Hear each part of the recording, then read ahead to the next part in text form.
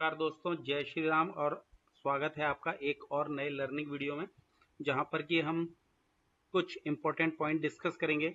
जहां पर कि हम डिस्कस करेंगे कि एक रिवर्सल आप कैसे देख सकते हैं चार्ट के अंदर।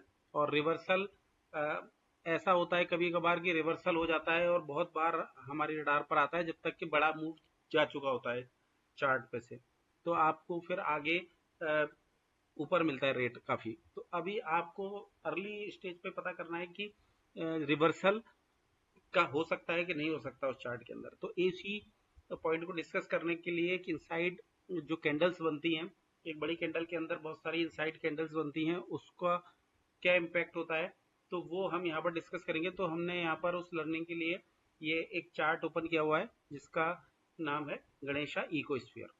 तो आप देखेंगे कि इस चार्ट के अंदर कंटिन्यू पहले तो बहुत तेजी रही इसके अंदर। अभी देखिए ये शेयर 2400 रुपये तक चला गया था। पेट रिसाइकलिंग का शेयर है, रिन्यूएबल एनर्जी का शेयर है, और आप देखिए कि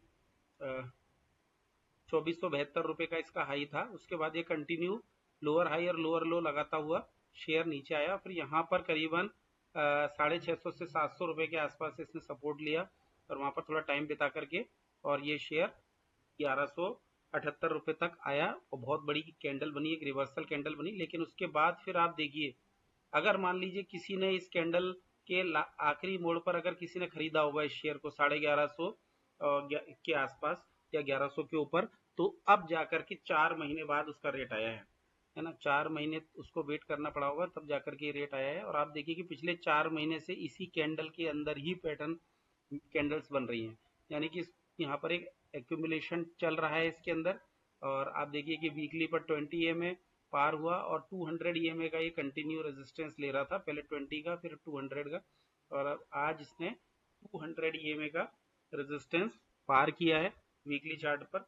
आगे बहुत सारे रेजिस्टेंस है, ये ट्रेंड लाइन का रेजिस्टेंस है जो पहले एक सपोर्ट लाइन होती थी इसकी, फिर एक ट्रेंड लाइन है। अगर ये तो लग रहा है कि अब की बार ये वॉल्यूम के साथ जा रहा है और 3 वाइट शोल्डर पैटर्न भी बना रहा है, तो ये क्लियर कर देगा। और ये अगर इस वीक अगर ये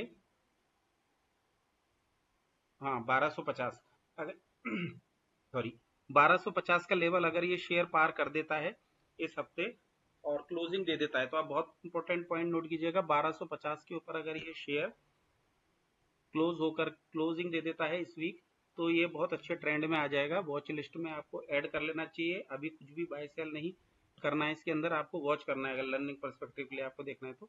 उसके बाद 1394 और 1608 रुपए के अगले संभावित रेजिस्टेंस इसके अंदर बनेंगे। तो आपको उसके लिए इसको लर्निंग पॉइंट ऑफ व्यू से आपको वॉच लिस्ट में ऐड करके रखना है आप। और अगर आप देखेंगे कि यहाँ पर अगर हम यहाँ पर एक वीकली चार्ट पर एक ट्रेंड लाइन ड्रॉ करें, तो आप ये देखेंगे कि इस ट्रेंड लाइन का भी शेयर ने लास्ट वीक ब्रेकआउट दे दिया था, और उस लेकिन वहां पर 20 EMA के आसपास ही क्लोजिंग हुई थी, इसलिए वेट किया, वॉच लिस्ट में ऐड किया। और अब इस वीक वो 200 EMA पर क्लोजिंग हुई, तो वहां पर वेट किया, और अब देखिए कि 200 EMA भी इस शेयर ने पार कर लिया है। तो ये पहला शेयर है। दूसरा शेयर जो है वो है एथर एनर्जी का। तो एथर एनर्जी में अगर आप देखेंगे तो काफी अच्छा ब्रेकआउट हुआ है और ये काफी अच्छे वॉल्यूम के साथ ट्रेंडिंग शेयर बना हुआ है यहाँ पर। तो आपको यहाँ पर कुछ भी नहीं करना है। आप देखिए कि इसके अंदर ये मोमेंटम पॉइंट ऑफ व्यू से आप देखेंगे अगर, तो मोमेंटम पॉइंट ऑफ व्यू से ये share continue higher high higher low बना रहा है वीकली चार्ट पर, और बहुत अच्छा पैटर्न में चल रहा है। वॉल्यूम के साथ बाइंग हो रही है, और इसमें कुछ न्यूज वगैरह भी आई है आज की प्रमोटर और इंडिया जापान फंड को भी आज QIP के फ्लोर प्राइस से ऊपर प्रीमियम पर शेयर एंड वारंट इशू हुए हैं।